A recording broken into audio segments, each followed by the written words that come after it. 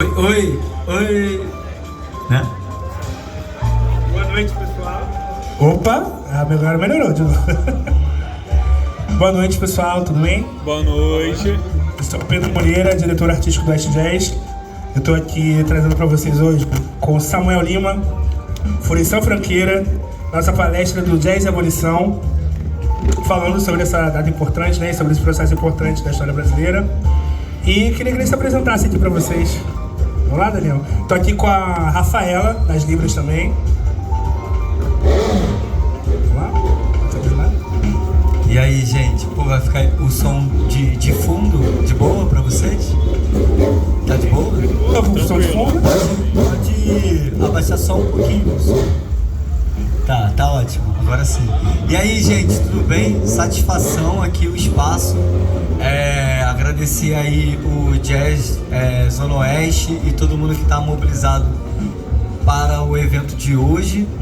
Me reapresentando, né? Eu sou Samuel Lima, também sou conhecido como Furição Franqueira, que é meu nome quanto beatmaker, e também foi uma trajetória que eu comecei a fazer a partir de uma tese em educação, né? Porque aí começando meio de frente para trás, né? Eu sou doutor em educação e minha pesquisa é baseada com a etnomusicologia, pensando no funk do Brasil, dentro de uma relação da educação, de como a gente pode pensar o Brasil com funk, né? E aí a fruição funkeira, ela surge num termo para eu buscar uma forma de denegrir, né? Literalmente denegrir, tornar negro, no sentido de tornar negro a história do funk no Brasil. E aí antes eu também tenho um trabalho de mestrado com esse âmbito, digamos assim, da escola, fora da escola, né? Pegando o funk na educação como algo de dentro da escola, mas que não acontece, não é feito para acontecer na escola, mas acaba acontecendo, né? É uma coisa da rua.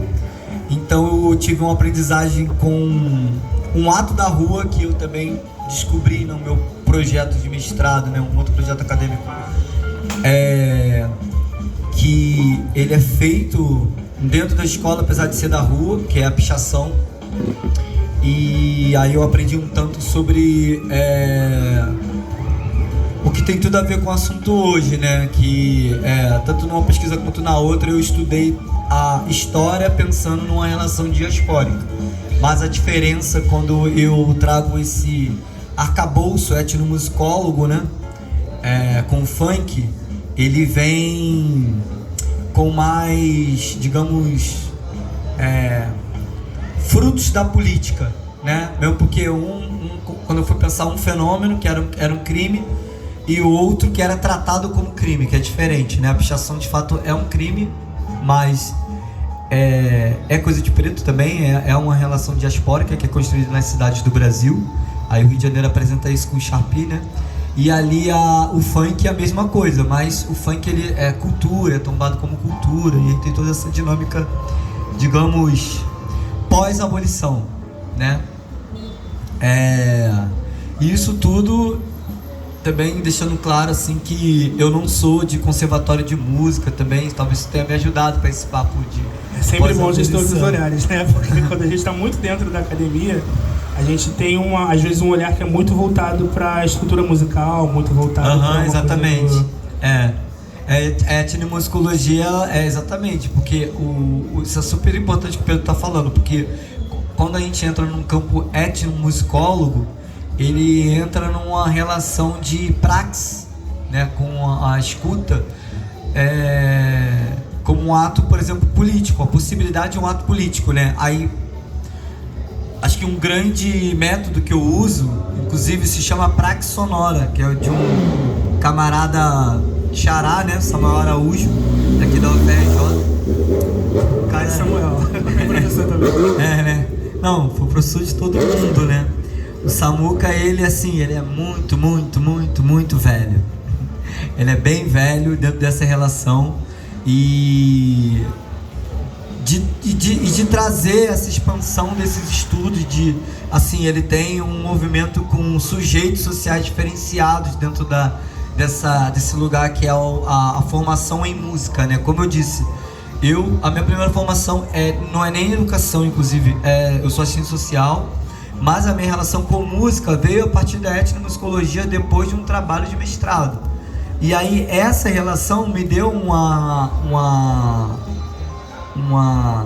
importância na temática de hoje, para entrar de vez, né, sobre essa afirmação, né? Qual é aliás, afirmando, né, existe relação da abolição com a formação da música no Brasil. Por quê, né? Pegando essa tríade de método, né, história, diáspora e a prática sonora, a gente consegue perceber o Brasil por essa questão como América. Acho que esse é o primeiro ponto. A América, nos enganaram o tempo inteiro, e eu sei que às vezes é papo assim, né? Eu já vi gente reclamando, tipo influencer, produtor de conteúdo antirracista e tal. Quando a gente vem falar de algo mais fundamentado, nem tão largo, né? Mas fundamentado, pode ser mínimo ou máximo. Aí a galera acha que não há importância nisso. Mas a abolição, ela realmente tem algo da história como fundamento, né? Toda abolição acontece antes da abolição, senão a abolição não seria importante. Então, o grande mote da abolição é as relações da escravatura, né? Então, por exemplo, quando a gente fala que a América, o Brasil é a América, né? E a galera fala, não, isso é muito chato, quer dizer que eu não vou... que eu falar agora sobre os Estados Unidos, eu não posso falar que os Estados Unidos é americano. Não pode, sempre esteve errado, tá errado, sempre, não é hoje, sempre esteve, né?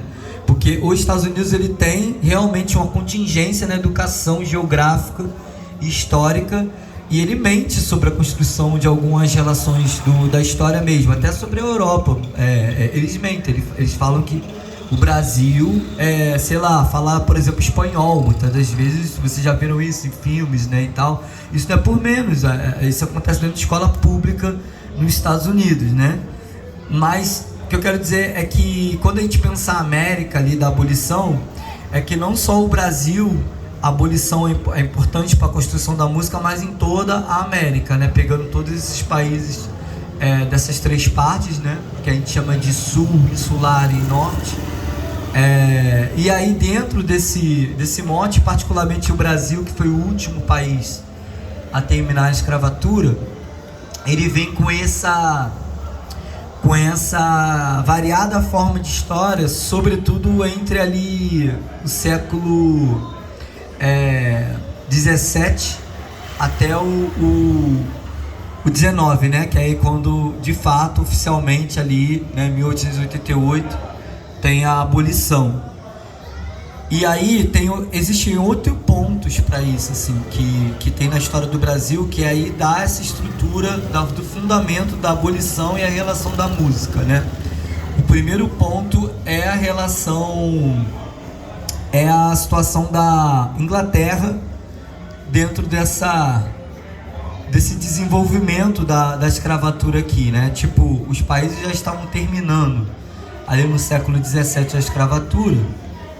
Deixa eu pegar aqui o ano, em 1807, né? Tipo, já acontece ali a Revolução Industrial, acho que é o primeiro ponto, né? Então já começa a acontecer a forma assalariada, né? Todo mundo terminou a escravatura. Só fazer uma interferência nesse ponto, porque eu acho muito legal quando você traz a Revolução Industrial, uma coisa que você está falando, porque em geral, às vezes pode ter uma impressão de que os ingleses acordaram mais humanos, acordaram mais empáticos. Total, eu tive que entrar lá, porque a ideia, só para deixar claro, eles queriam terminar a escravatura. A gente vai ver isso em todos os outros, nos outros 7 pontos, assim, né? Mas tá, o primeiro ponto é a Revolução Industrial, por quê? Porque é mais lucrativo, né, ter assalariado do que escravo morrendo e não ter mais nada ali, várias pessoas morrendo e não ter mais mão de obra, né, força de trabalho para aquilo ali, né? Que a força de trabalho era escrava, e aí quando é assalariada, começa a organizar de uma forma que era, digamos, apesar de ser absurdo, né, também, era menos dolosa, digamos assim, do que a escravatura, né? Tipo, as pessoas só perdiam um braço, as crianças só tinham, sei lá, a perna decepada num negócio de tijolo. Beleza, isso era mole em comparação à escravatura? Entendeu? Os dois era totalmente avassalador. Sim, era o início do gendrar capitalista, né? Era tipo assim, como diz, a primeira fase do capitalismo, né? Ele ainda não era um capitalismo monopolista, ele estava se tornando, né?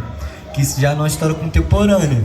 E aí em 1807 passado, né, dentro desse desenvolver, isso só engrossa o que o Pedro falou, sabe? Tipo, não tinha nenhum papel humanista. Então em 1800 e... deixa eu pegar aqui a colinha. Em 1826 teve a situação de isso se tornar um lucro, né? Já que ninguém poderia vender escravos, e o Brasil estava vendendo, né? O Brasil, né, de Portugal ali, né? Eles estavam vendendo, então estava caro o escravo. Então o tráfico, né, ficou essa coisa, né, de marcar o século XX com aquela ideia de lei só para o inglês ver. Essa expressão nasce assim, desculpa, o século XIX, né? Ele marca essa expressão do desenvolver do primeiro ponto, e aí o inglês finge que tá... Acho que um bom filme para mostrar isso é aquele Amistad. Vocês lembram desse filme? Steven Spielberg. Ele traz esse desenho, tem várias questões com esse filme, mas ele traz esse desenho de como se dava o lucro, né, desses países que continuavam pelo tráfico, principalmente as colônias que não pararam, né? O terceiro ponto também eu acho que é muito importante, que nos leva aos nossos digníssimos iluministas, né? Por quê?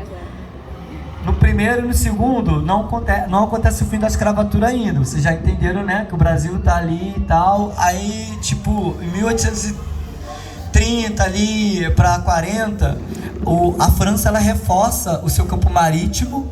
Então, além da Inglaterra começar a bombardear quem estava trazendo tráfico negreiro, ou seja, eles não paravam um navio, né, que estava traficando os corpos da população negra de África pelo o Índico ou o Atlântico. Eles não paravam, peraí, vamos tirar ali os escravizados dali, vamos botar eles na Bahia e vamos, né, ver o que eles... Não, eles mandavam balas, mandavam bombas, afundavam os navios. É quase literalmente jogar a criança com a abajur junto com a água. É isso que acontecia, que a gente estava falando até, né? Tipo, ele fazia... E aí a França virou especialista nesse período, assim, né? E aí vem, né, quinto ponto, enfim, ali uma lei que vai terminar, né, começar terminando, né, em 1850, a gente proíbe a coisa da escravatura. Então quem chega aqui em navio negreiro é negro livre, né? Tem muitas aspas, né?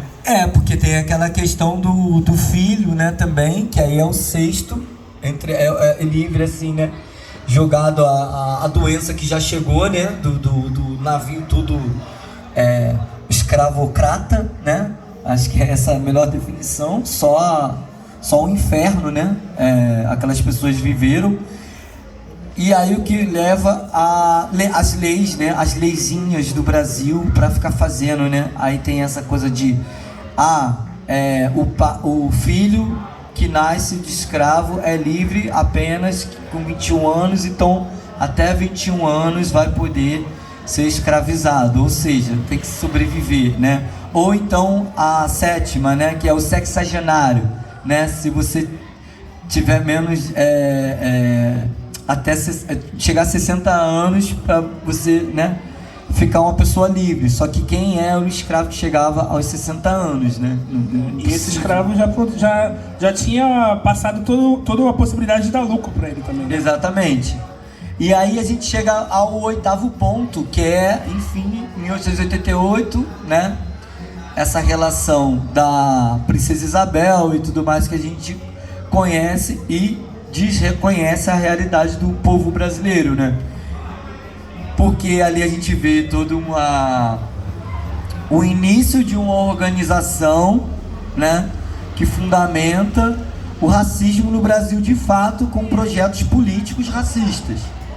Depois de 88, a gente vê, por exemplo, as primeiras leis de embranquecimento, né? Depois de 1888, de embranquecimento, como dizia os documentos da Mancha Negra do Brasil, né? Então, ao invés de assalariar aqueles ex-escravos, eles ainda tinham uma forma de manter os ex-escravos, né? Ou seja, eles até trabalhavam ali como barbeiro, ourives,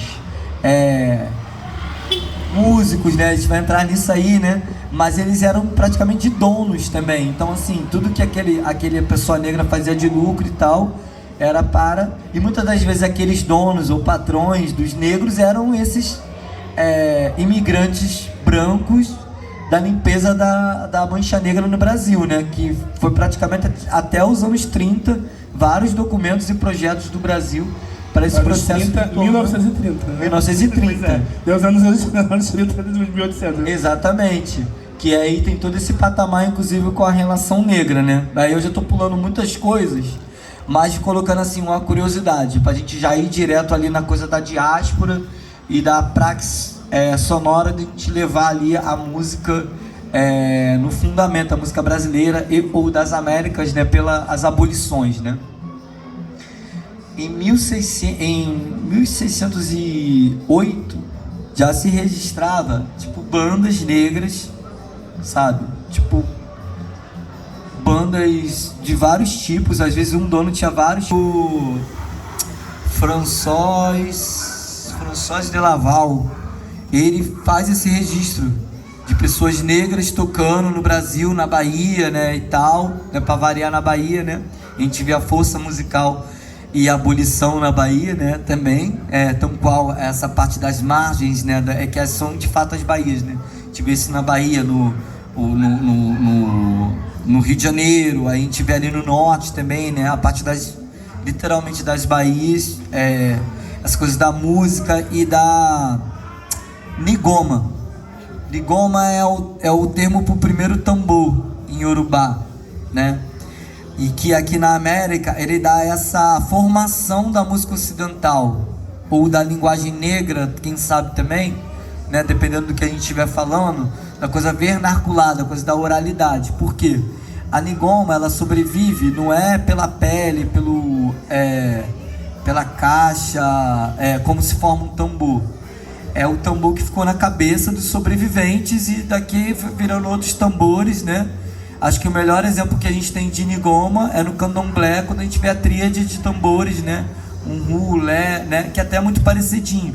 A Nigoma em África é um tamborzinho desse tamanhozinho assim, e é bem assim, uma pele amarrada assim na caixa de madeira redonda, faz o barulhinho e tal.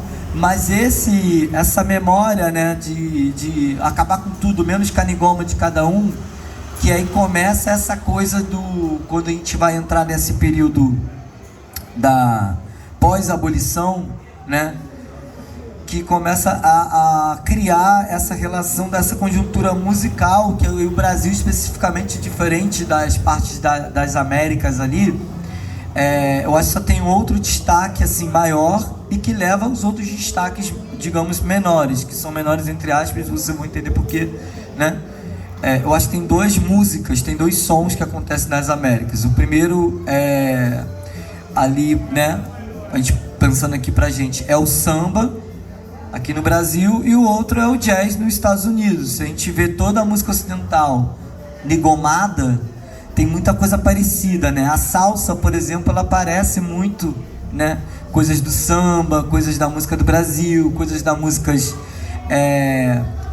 da população caribenha que fica nos Estados Unidos em vários períodos, né, de imigração e até da questão escravocrata nos Estados Unidos mesmo, né?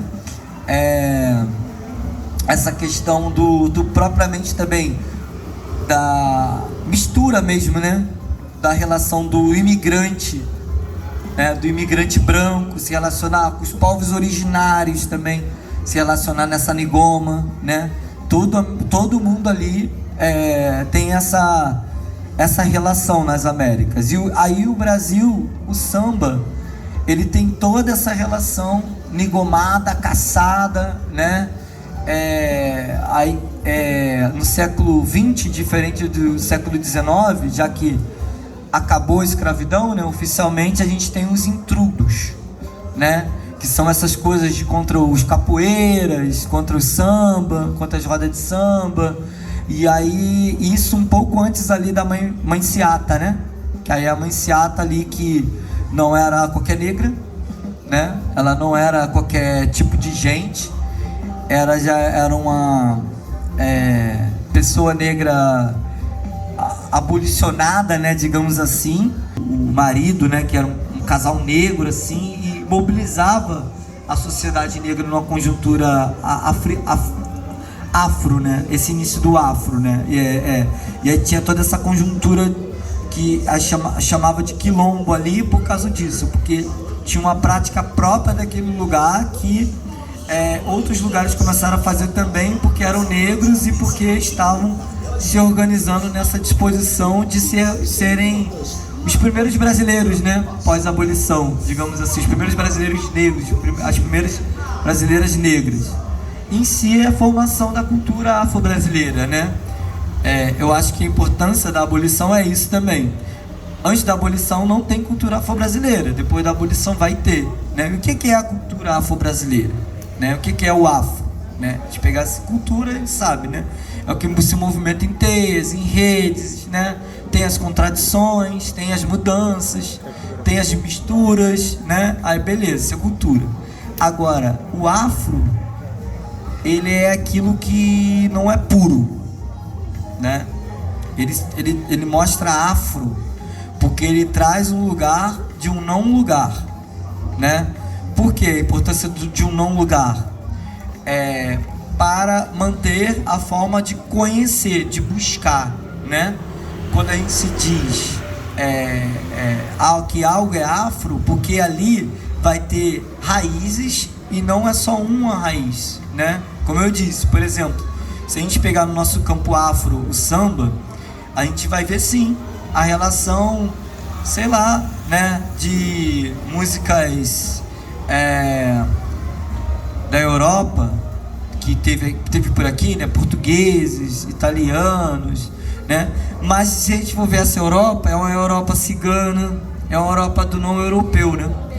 É uma Europa, né? Pegando esse gancho aí, é meio que se colocar para além desse padrão embranquecido, né? Porque enquanto a branquitude se coloca, né, como a única coisa no sentido positivo não no sentido de bom, positivo no sentido de propositivo, né? De ser a única coisa que de fato propõe, e coloca todas as outras coisas como uma negação.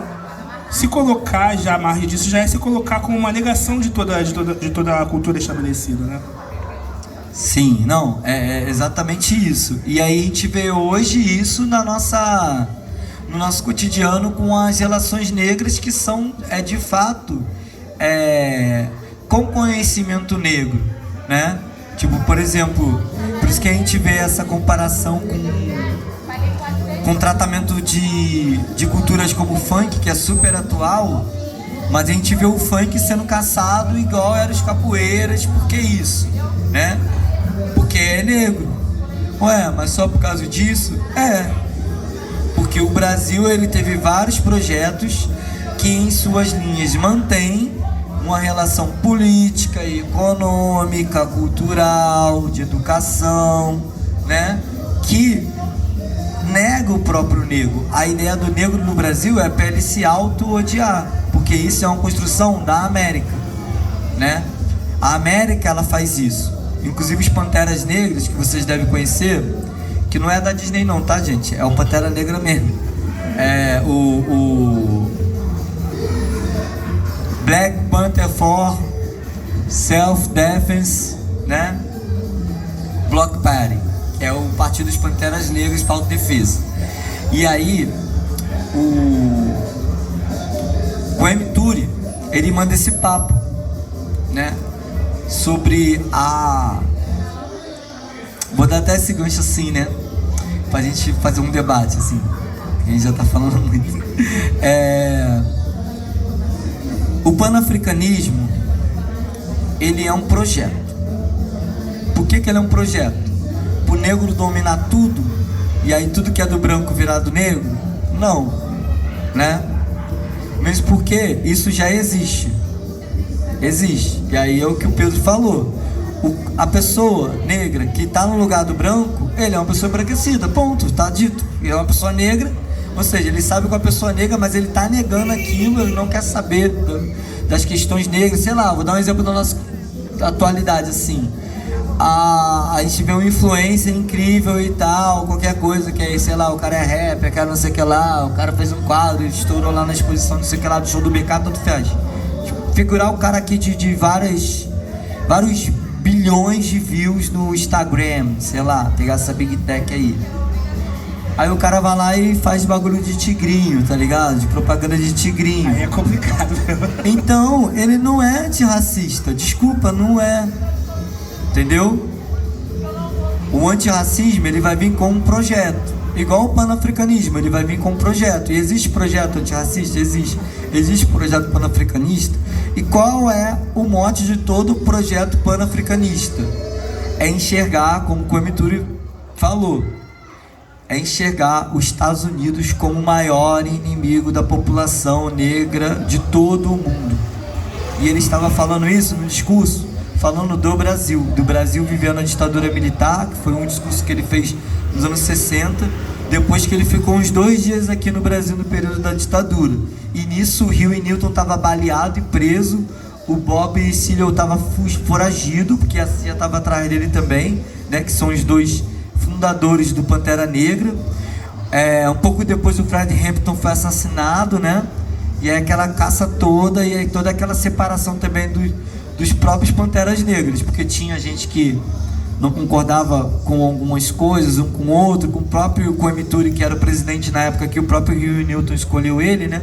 Mas nem todo mundo concordava com ele ser a liderança ali do partido, ser o presidente do partido, né? E aí acabou se desfazendo, mas o partido existe ainda, né? Mas o projeto dos Panteras Negras, por exemplo, foi atacado. Então, o que acontece sobre a abolição no Brasil e a música é que a música brasileira mostra que os projetos negros do Brasil são atacados. O samba é um projeto preto, e aí ele é atacado. Por isso que o Ferrugem existe, sabe? O Ferrugem pode existir, mas ele não é o melhor. Por quê? Porque o melhor a gente não sabe quem é, porque, pô, o Ferrugem é branco, ele pode ser o melhor no samba. E ele é bom pra caramba mesmo, ninguém vai tirar o talento dele. Porque o projeto negro tem isso também. A música negra, quando ela fala que é negra, ela não vai tampar nenhuma música branca. Isso não existe. Eu quero que alguém... Pode ficar até pro debate aqui, sabe? Me dê um exemplo de qualquer projeto negro, tão qual na música e tal, qualquer coisa, que a pessoa fala assim, pronto, a gente é preto, pros pretos, pá. Ele não tampa a história branca. Agora, os projetos brancos são brancos porque não só tampa a história negra, mas tampa toda a realização, qualquer coisa não branca, humanista. Tudo que não é branco, homem, sabe? Então tem relações do feminino, né? Tem essa relação de gênero que a gente tem, né? Se permitido mais esse campo, né? Então é isso, assim. A música, ela é um ato humano, demasiadamente. Você no Big Brother, depois pra tentar estourar na música, aí eu falo, pô, então tá bom, então vamos repensar isso aqui. Mas ó, cachorro não grava disco, passarinho não vai gravar disco, entendeu? A gente pode até pegar o sample do latido do cachorro, como o funk já fez, mas gravar mesmo ele não vai gravar. Então a música, ela é demasiado humana. Então a importância da abolição é a contradição da música mesmo, de como a gente pode permitir uma outra possibilidade humana, sabe? A razão da música e a necessidade de pensá-la com a abolição é essa, que a música, a maior importância da música é ela ser demasiado humana, não ser só o que a gente quer ou o que a gente interpreta mesmo, sabe? Ela se sustenta, senão ela só seria um barulho, né? a gente não chamaria ela de música. Então é isso, gente. Espero aí que não tenha... Vamos abrir agora para as questões. Obrigado aí. Valeu.